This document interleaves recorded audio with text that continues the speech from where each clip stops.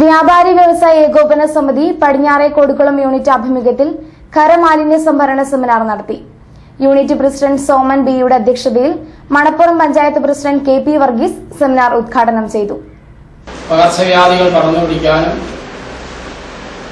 അതുപോലെ നമ്മുടെ കുടിവെള്ളം വളരെ മോശമാക്കാനും ഒക്കെയുള്ള ധാരാളം ഭവിഷ്യത്തുകൾ അതുകൊണ്ട് ഉണ്ടാകുന്നുണ്ടെന്ന കാര്യത്തിൽ യാതൊരു സംശയമില്ല.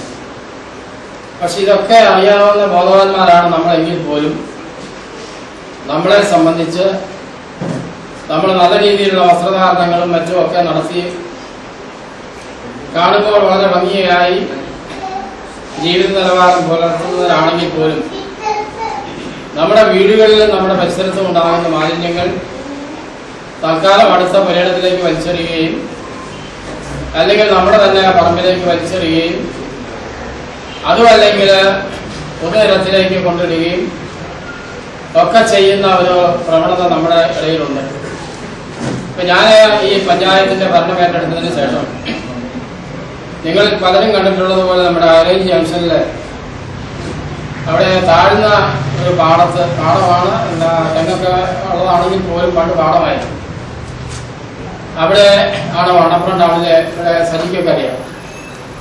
വണ്ണപ്പുറം ടൗണിലെ മാലിന്യങ്ങളെല്ലാം കടകളിൽ നിന്ന് അടിച്ചു വാരിയും ഒക്കെ അവരെ കുറ്റം പറഞ്ഞിട്ട് കാര്യമില്ല, കൊണ്ടിടാൻ സ്ഥലമില്ല. അവിടെയാണ് കൊണ്ടിട്ടിരുന്നത്. അത് അവിടുന്ന് നേർന്ന റോഡിൽ വരെ ആയ സ്ഥിതി